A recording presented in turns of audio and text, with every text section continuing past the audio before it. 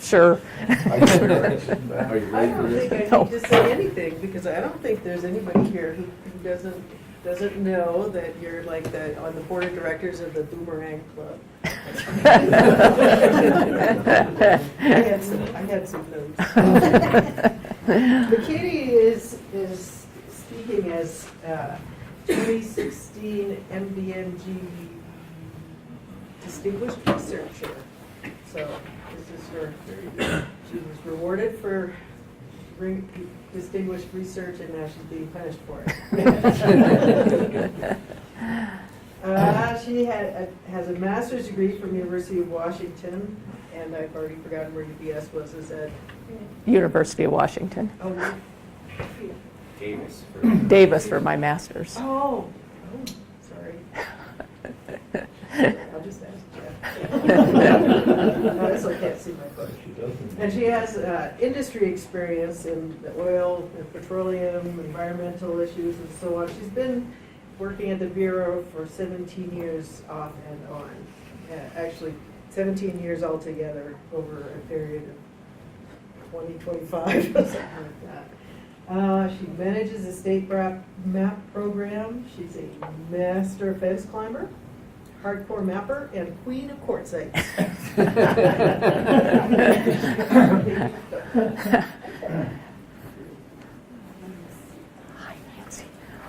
Okay, well, thanks, Colleen, and thanks, everyone, for coming. As Colleen said, I've been with the mapping program, I don't know, maybe 10 years, maybe a little longer, and I've been assigned quartzites, and mostly Belt and Cambrian. As Dick Berg said to me the other day, maybe it's time I move to the Cretaceous because they would be much easier. Anyway, what I'm going to talk about today is some of the work we've been doing in the Pioneer Mountains.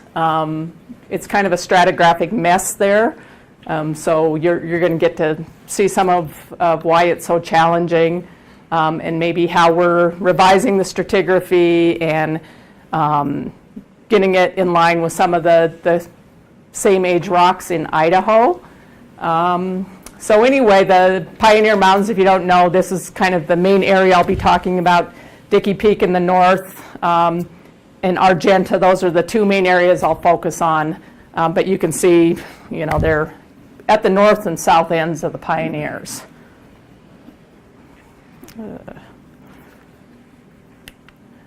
Okay, just a kind of a brief outline. I'll talk a little bit about the background of our state map work and some of the purpose and goals of our work in the Pioneers. What are the main stratigraphic and mapping questions we're trying to answer? Primarily, one was we had recognized a lot of these laterally discontinuous enigmatic clean, which when I say clean quartzites, I mean it has no feldspar. Quartzites, are they Cambrian or belt? If you're familiar with belt rocks, most of those have a lot of feldspar, but there are exceptions. And then also, mostly Jeff Lawn's work, we've been working with the Idaho Geologic Survey for a fair number of years, trying to get our rocks to match across the border and understand a little bit more how the stratigraphy in Idaho relates to the established belt stratigraphy in Montana. Some future and ongoing work, and then some conclusions. And I've actually been working on quartzite since about 1989. I looked at quartzites in Australia. This is the Uratana Formation, which is a Cambrian unit. And so I think I am crazy to continue working in these because they're not easy. Who else is going to do it? Yeah. Okay, so basically there's a lot of Mesoproterozoic and Cambrian rocks in Montana. This map, the pink is the Cambrian, brown is belt rocks, Mesoproterozoic. They're about 1.4 to 1.47 billion years old. Cambrian is roughly 540 and younger.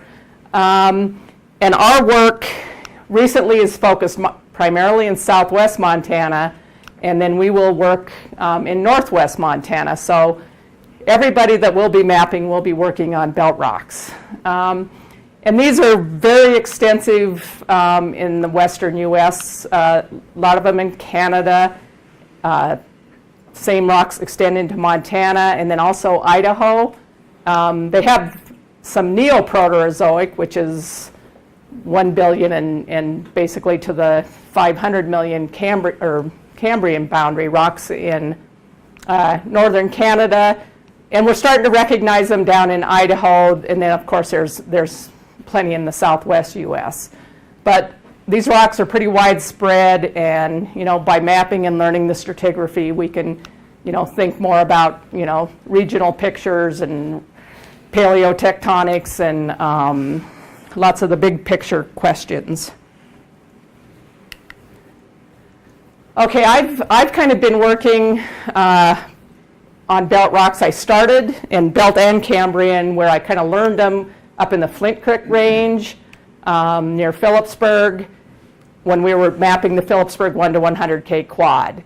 Since then, I've worked on in the southwest Montana, and one thing, the pink shows a lot of the Bureau's detailed mapping, and I noticed this pattern that we're kind of following these quartzites around because they are a challenge to work in, and our approach when we map at the scale of 1 to 100,000 is always to go in where these problem areas are and try to do detailed mapping so that we're working with a consistent stratigraphy, we understand the structure, and that we can avoid big problems with edge matching.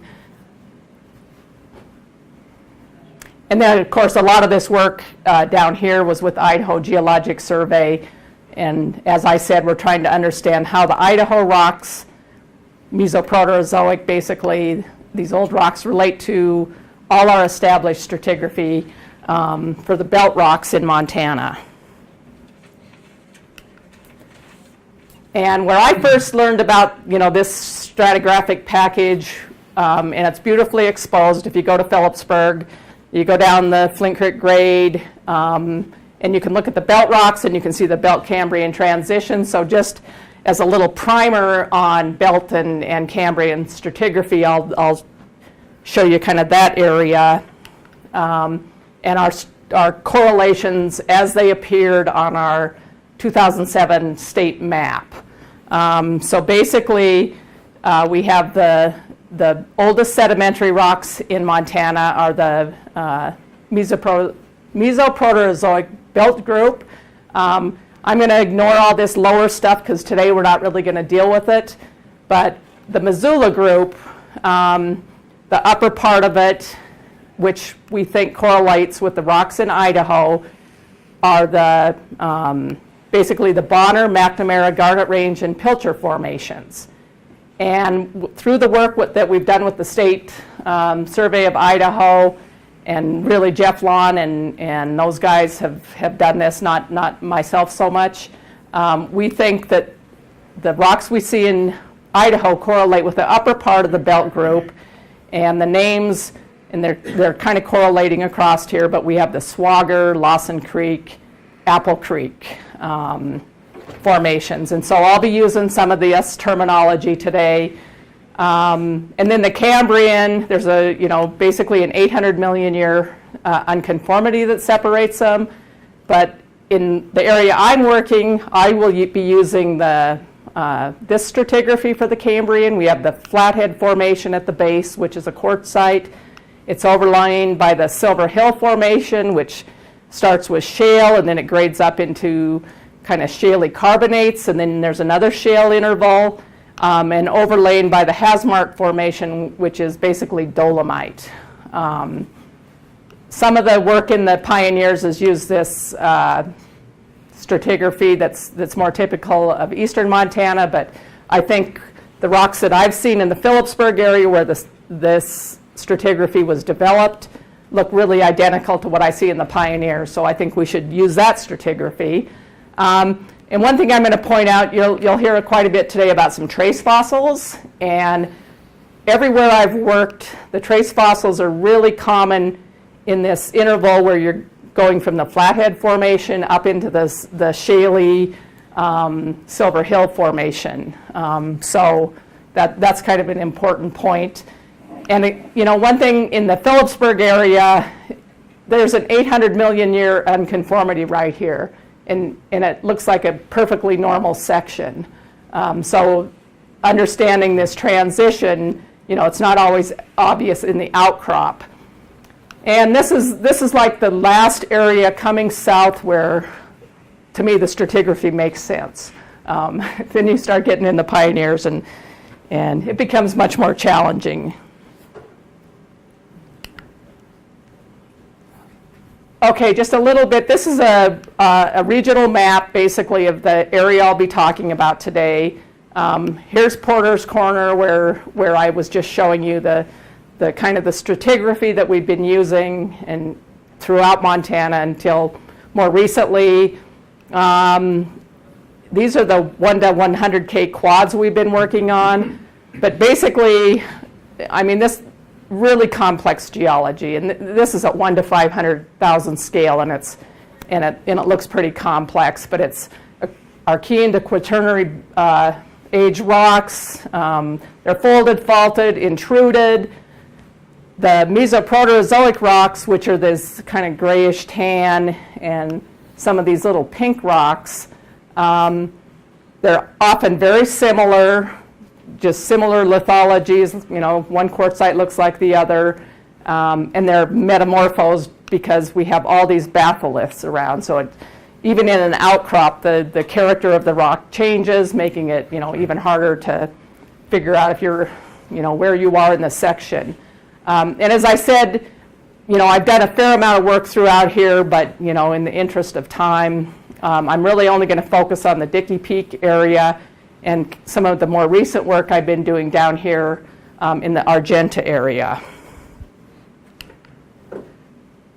Okay, so starting in the northern area in the Dickey Peak, I first started working out there in about 2003, and as is with any of our mapping, we try to compile the existing and our mapping and start looking at what is the regional stratigraphy. So this map basically shows some of the mapping that was done by USGS, some other folks in the area of the Pioneer, kind of the northern Pioneer Mountains, and that's what we look at first. And one thing that we noticed is there was really inconsistent stratigraphy, and everybody, made up their own name for the rock, so you couldn't tell what related to what. And so up here in the Dickey Peak area where I worked, we had a couple of informal names for the belt. Then we had some Silver Hill. Then we had Hasmark. That looks pretty good. And then we get these quartzites and argillites that were interpreted as Ordovician. And there isn't Ordovician or there hadn't, really been any mapped Ordovician that far north. So that was an area we decided we wanted to look at. Down in this area, we had a bunch more informal names. We had this Blackline conglomerate, which was a kind of a new Cambrian unit. We had the sequence at Swamp Creek. We had the Big Point. We had the Maurice Mountain. And we're trying to take all this stuff and put it into our established stratigraphy. In the Wise River area, we have some just more generic. We have a white quartzite, a black argillite, and then another quartzite. How do those relate to each other? And so that was really, we started out there, let's try to figure this out. And as I said, what we want to do is take all that stuff and somehow relate it to this, or do we need to add to this, some new formations that really deserve their own place on the chart.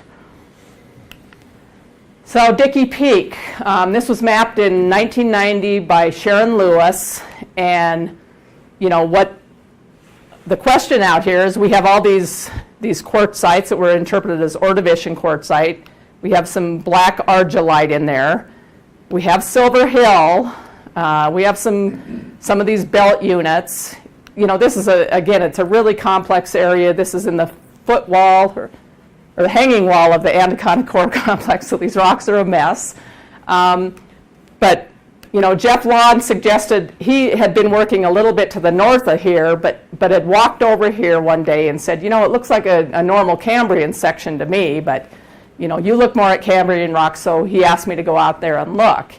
And so I did, and kind of what I found is as I walked through these quartzites, that, I found good burrows, cross-bedded quartzite typical of Flathead, and then there were these weird kind of argillite units that had also maybe burrows.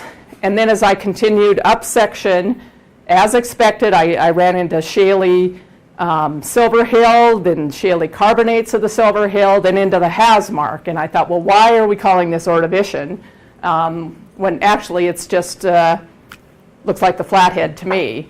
And they had sent, maybe some burrows from this, just simple burrows, to a guy in California. And he said, oh, they're Ordovician. Well, he was a Cambrian guy. And I thought, well, there's nothing unique about Planolites, one of the burrows they looked at, so I don't know why he, decided it was Ordovician. But anyway, we changed that on the map. Lots of what was this Ordovician quartzite became the Flathead. Some of this really brecciated stuff there is also just Flathead. There is belt rock out there. But anyway, that was, one idea. One of the things that we did notice that whatever this, the Flathead in most places isn't interbedded with too much argillite. But it appears to be out there.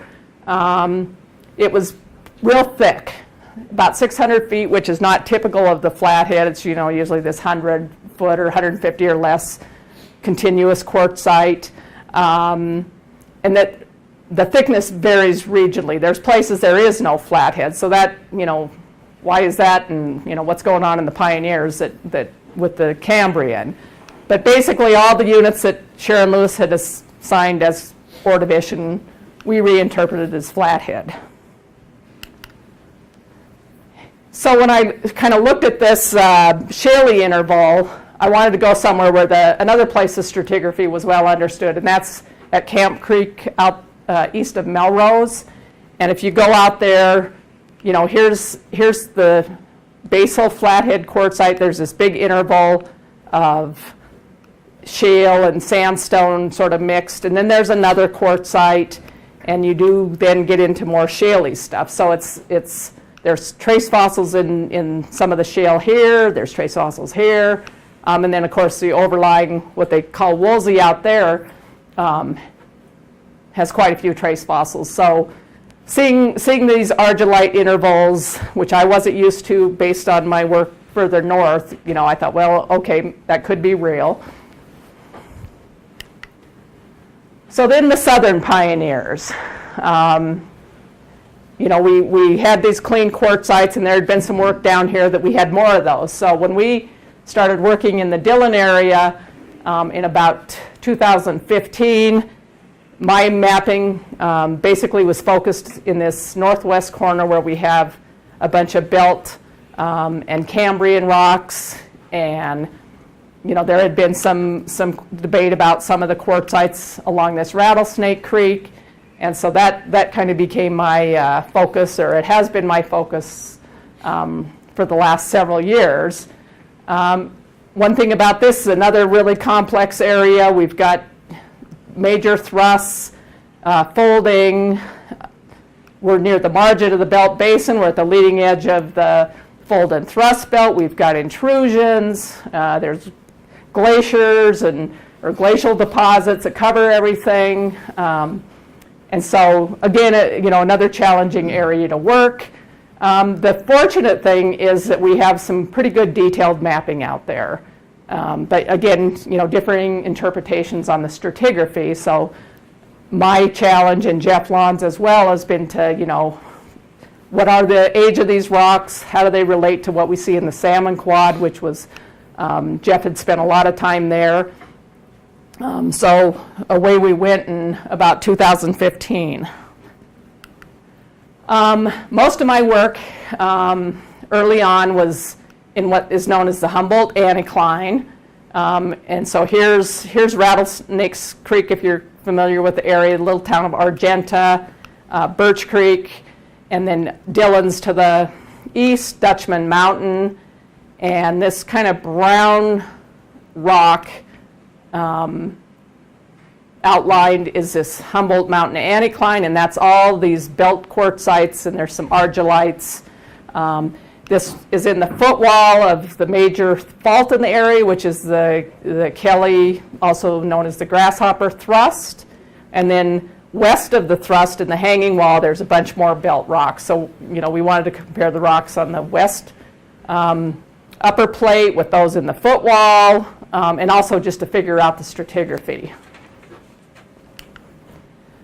So again, we start with our existing mapping, and this is a map USGS Meyers did in 1952, and this is an amazingly good map, I think. They made their base maps. They worked on air photos, but they didn't have any of the fancy stuff I have now. And I go out there, and they'll have a little tiny outcrop of Hasmark, and I beat my way through the trees, and there it is. So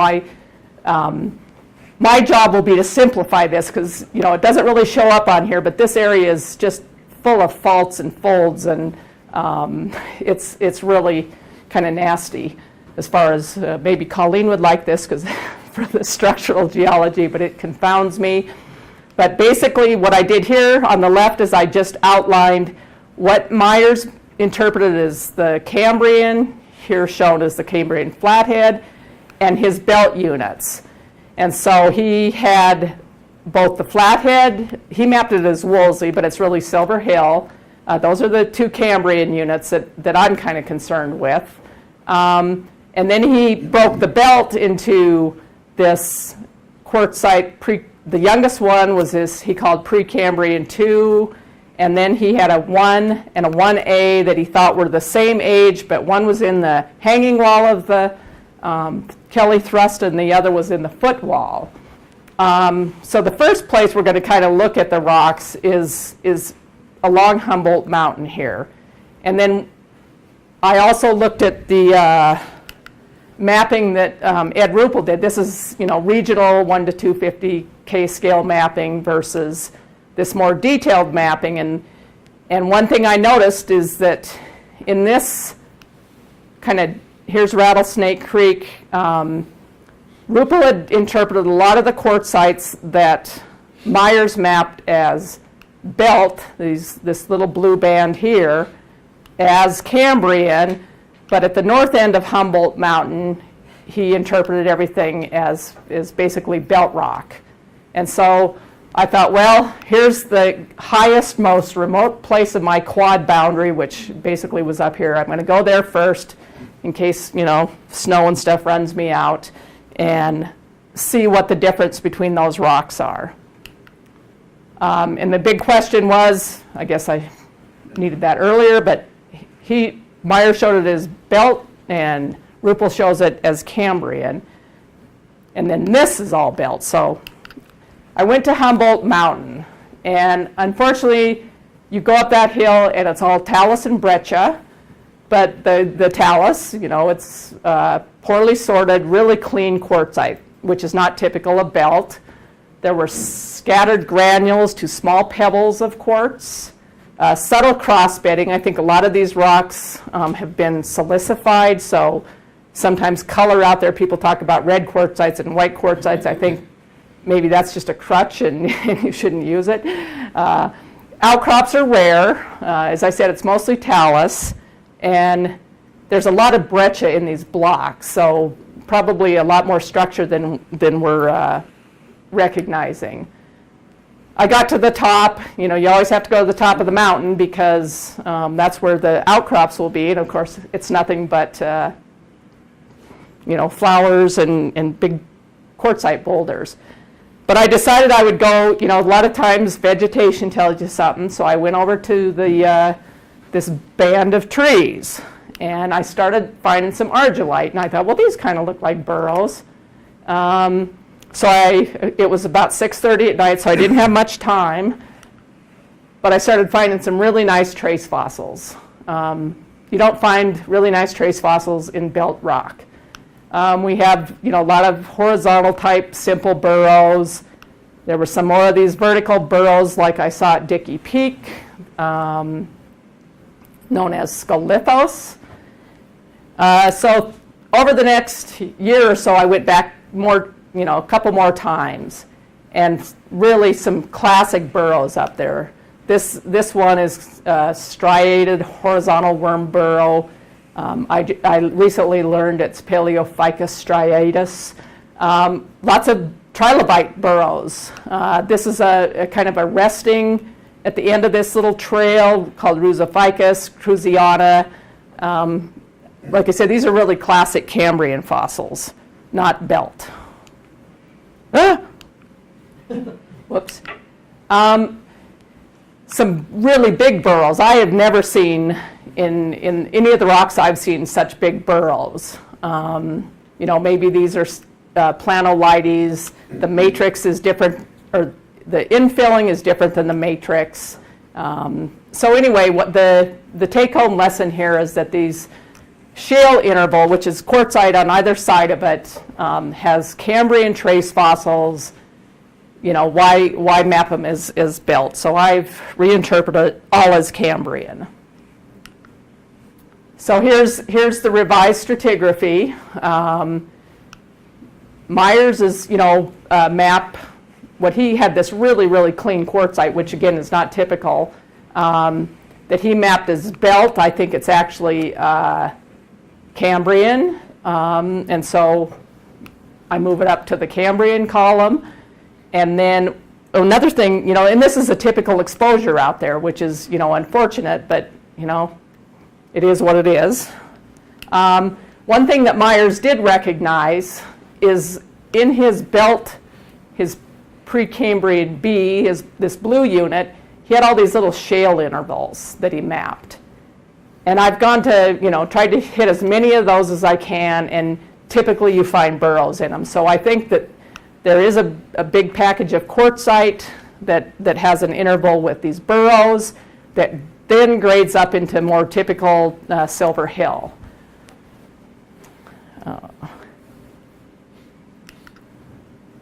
Now, the question was, are these the same things over on the west side in the hanging wall of the Kelly Thrust? So Jeff Lawn and I both went over at different times and looked at, what Meyers had mapped as basically the Silver Hill. We looked at some of these, and again we started finding burrows, and this interval seems to be within this clean quartzite. One thing that again is this is a pretty thick interval of quartzite. It's hard to get good estimates. It's exposed in an anticline here, and you have very little strike and dip data to go on. But over here at, probably upwards of 500 or 600 feet, which is not really something you would expect with the Flathead. So, we were trying to figure out regional paleogeography. So here's our new Cambrian stratigraphy. We have maybe this is Flathead, maybe it's, something below the Flathead, and we have Silver Hill, but it's unusually thick and missing in places, so laterally discontinuous. What I found at the end of the summer last fall were these big cobble conglomerates that grade upwards into shaly Silver Hill with limestone intervals, and I don't know what they are. Meyers mapped these on both sides of the Humboldt anticline, but you can see what look like blocks here, and then really rounded cobbles. This is the biggest cobbles I've seen in a flathead. So this is telling us something. And are these some kind of isolated proximal deposits? Was there an uplift? And one of the ideas, based on work coming out of Idaho, is that there was Cambrian magmatism and uplift of the limb-high arch. And maybe also, that was related to protracting rifting of the northern margin of Laurentia. So basically, the Cambrian, the idea is it was a passive margin when Laurentia basically the Rodinia supercontinent broke up. Everybody's always thought this is kind of this quiet, passive margin, but what they're finding down in Idaho is, we've got these intrusions, some big, what look like transfer faults, isolated basins where this Worm Creek quartzite was deposited. And their model is that, this was related to tectonism during the Cambrian or latest Neoproterozoic. And you're getting these isolated, unusual deposits that haven't been, until recently recognized this far south. They see this similar stuff up in Canada with the Windermere group and stuff, but not so much in our area. So maybe it's there, we just haven't been recognizing it. Okay, Belle Stratigraphy. Now this was mostly work that Jeff's done, but since I'm mapping down there, I need to learn this stuff. We had, as I said, Meyers broke out his 1A and his 1 unit. This one's only found in the footwall. This is just in the hanging wall. And what we really wanted to know is, what do they look like and how do they correlate with our regional stratigraphy? And Rupal, he didn't divide these, but Meyers, who did this more detailed mapping, broke out a couple different units. And of course, like all good geologists, we made it even more complicated and added some more units.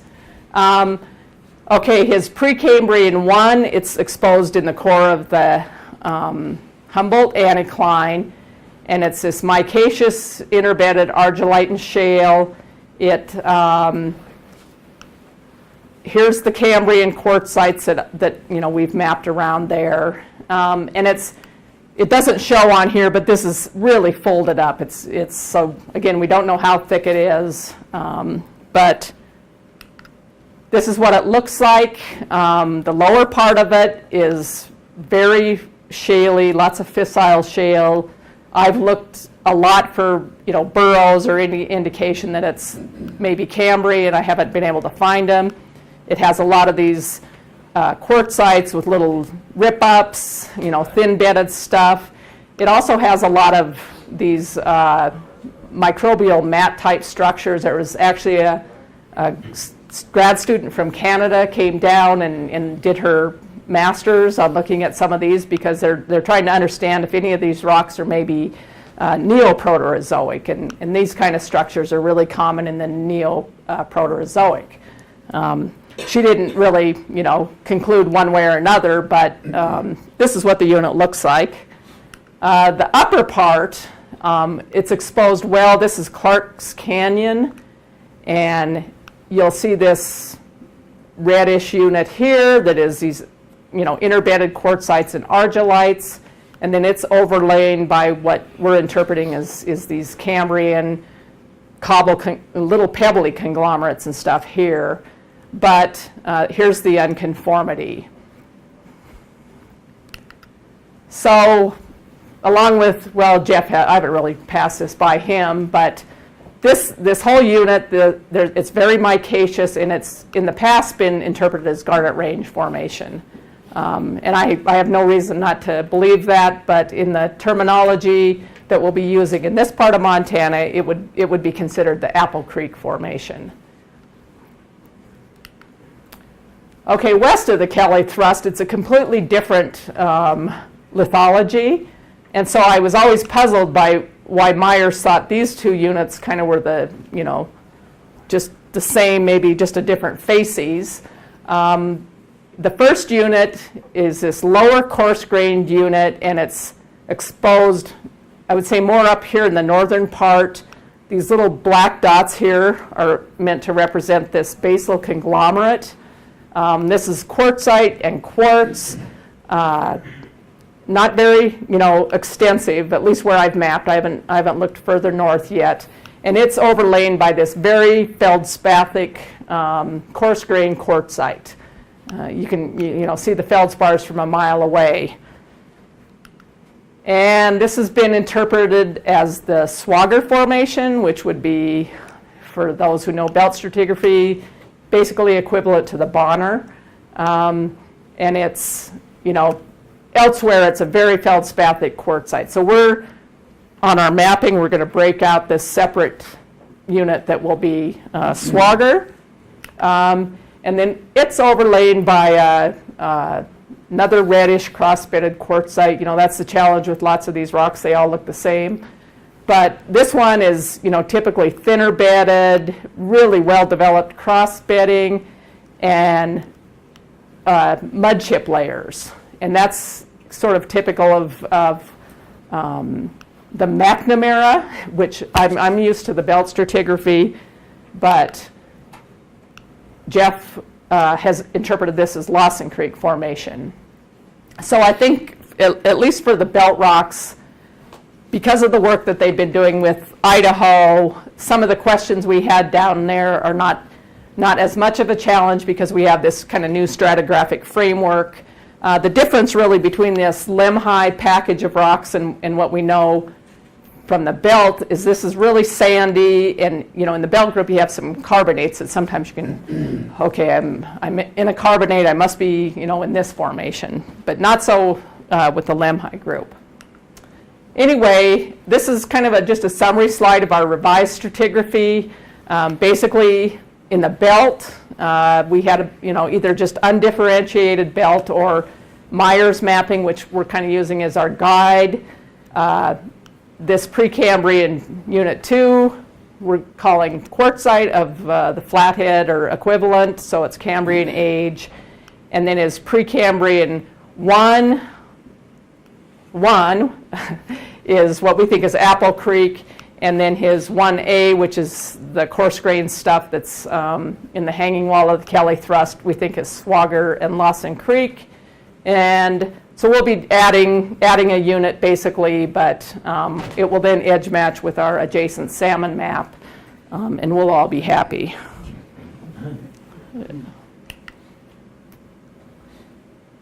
And again, this is going to help us put this into what I'm sure someday we'll have to revise for our statewide map.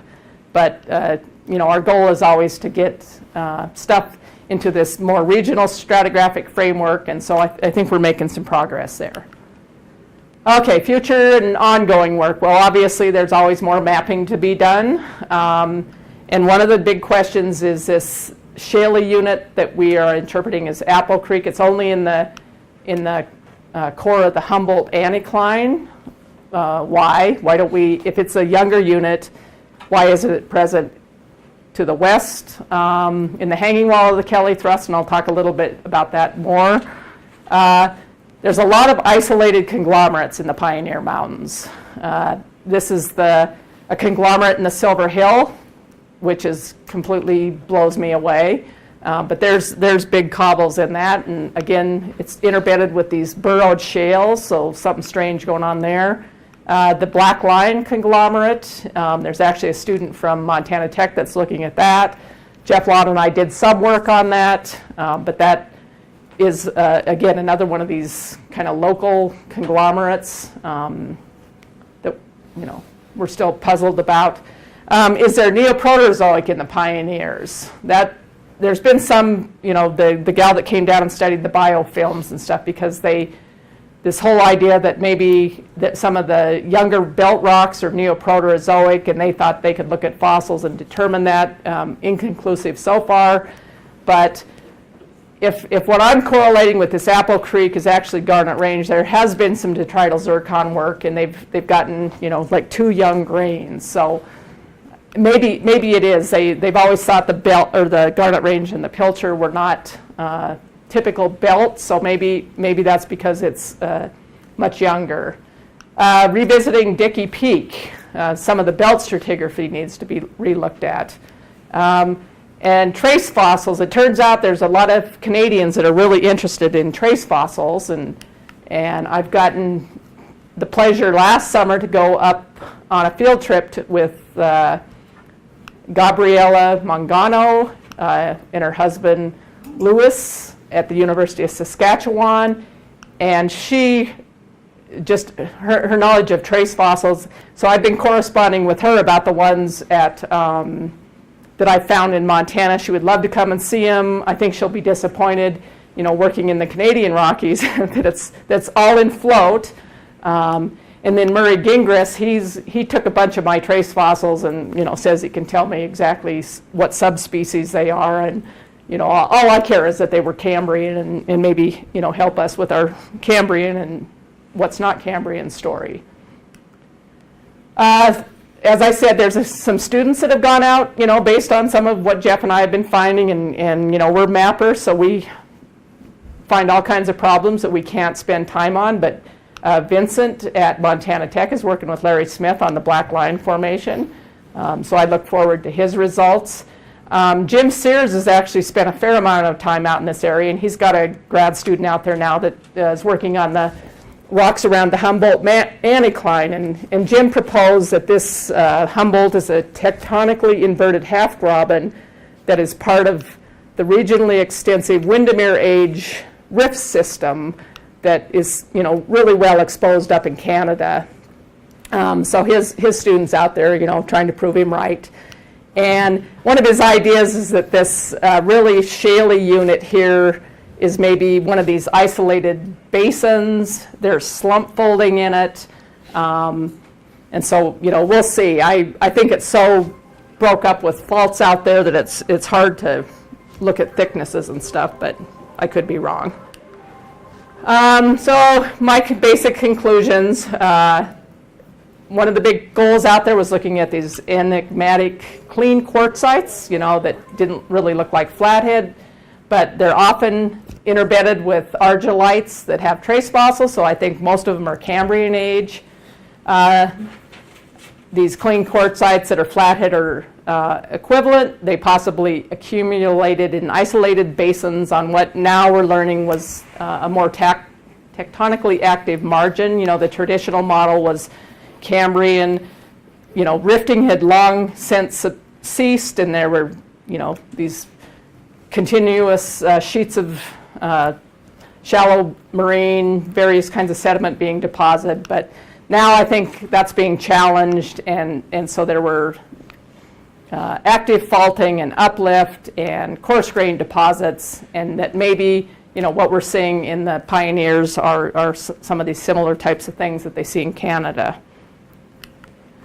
Trace fossils, they're a key thing that have helped us a lot out there. The belt rocks and the pioneers, I think using this Lemhi group stratigraphy is going to help resolve a lot of the correlation questions we had.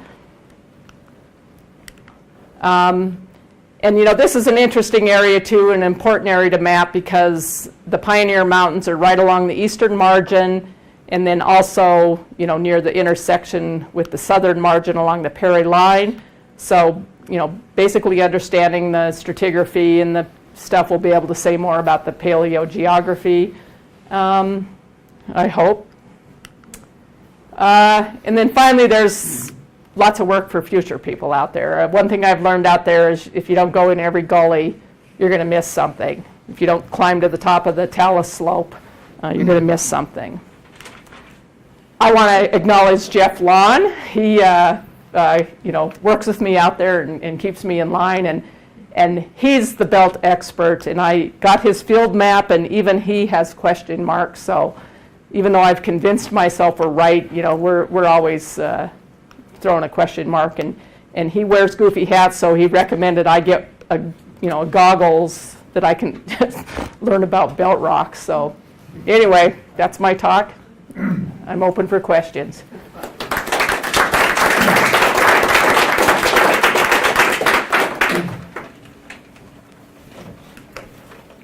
Jesse. Well, we haven't talked about this yet, but I'm pretty curious about your Cambrian conglomerates and maybe there being uplift in magnetism, because as you know, I've been dating a lot of the volcanics just to the south of it, and there's a ton of inherited zircon in those samples, and one of the peaks I'm starting to see is right around 500, maybe 600. I have to look at the data. I think I remember it was 500, so maybe there's some plutons or intrusions sitting down there that are getting simulated by these younger belts. that erupted at the surface, so maybe there's some more kind of indirect evidence. Yep. Well, I know that they've, in Melrose, in the Camp Creek section, they actually dated one of the quartzites higher in the, like up in the Mar, maybe it was in the Hasmark, and they found 500 MA grains, so they're thinking that there was stuff coming, you know, basically to the northeast off there. And one thing out here is that the Hasmark, I didn't talk so much about it, but it's, you know, like at not Camp Creek, Clark's Canyon, you go up there and here's big quartz, very angular quartz pebbles and small cobbles in the Hasmark. And, you know, I've seen quartz sands in the Hasmark, but not cobbles or angular cobbles especially. So they're very similar to what some of the the Cambrian quartzites have out there. These really angular quartz, you know, maybe from some nearby something. But yeah, they're pretty wild. And then there's what Meyers mapped on these conglomerates. There's also blocks that look like they're the size of a Volkswagen. It's hard to tell if it's in place, but the strata's overturned. So something's going on out there. Whether we figure it out, I don't know. Can I Yes. challenge you on, not challenge you, but I'm just thinking about the thickness of the flathead. Have you put together any kind of like? No. Because at Porter's Corner, it's like what, 50? Yeah, it's not that thick. Olson Mountain, it's hundreds of feet thick. And then Camp Creek, it's like 50. Yeah. And then at Humboldt and Dickey Peak, it's like over 600 feet. So that's a really small area to have Right. a huge amount of Right. And so, you know, irrigation. I think that's why there's, you know, well, number one, you know, obviously something's going on that you're getting these basins, this accommodation space.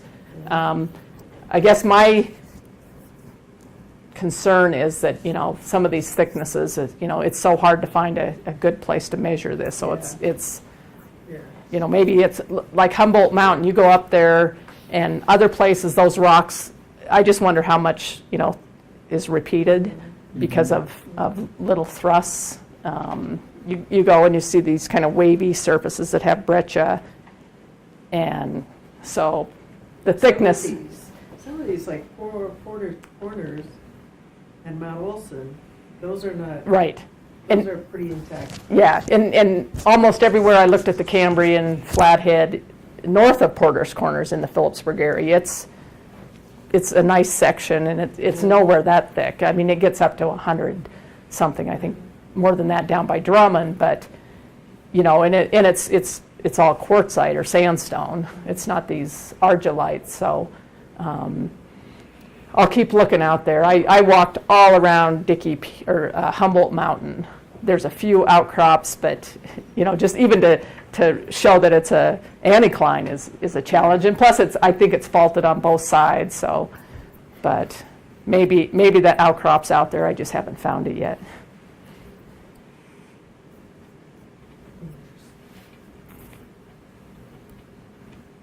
Anybody else? If you don't ask Katie a question, you have to buy her a beer.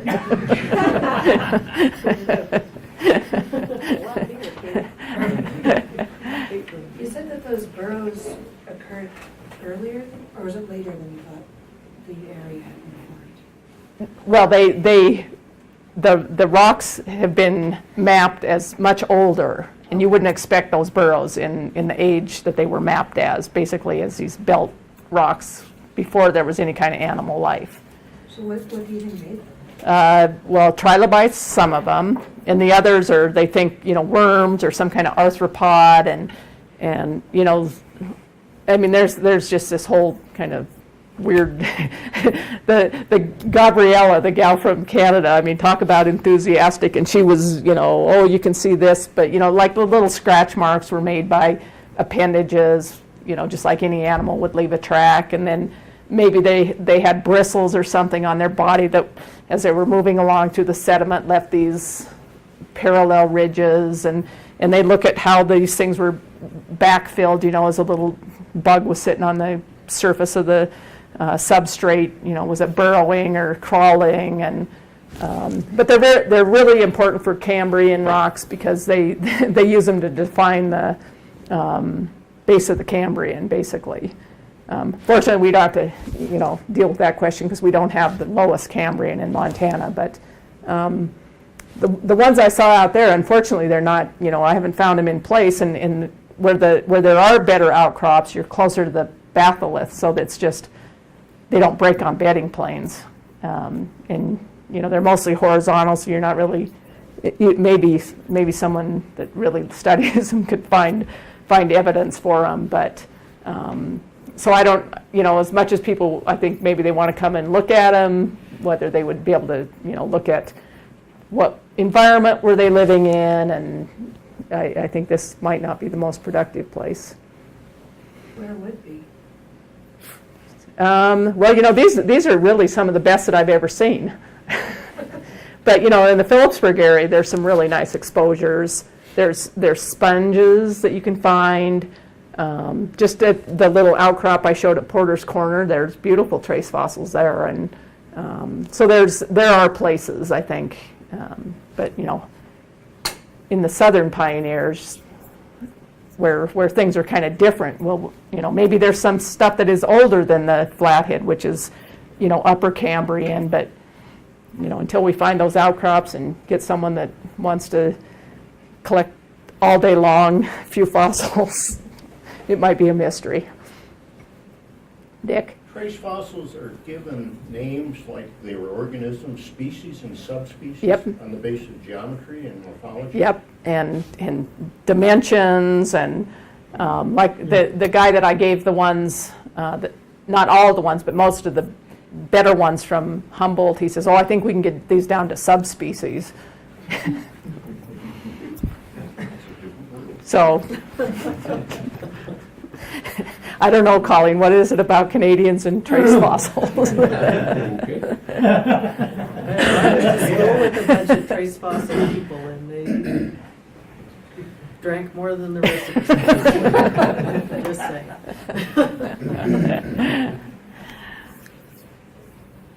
Okay, thanks, everyone. Thank you, Katie.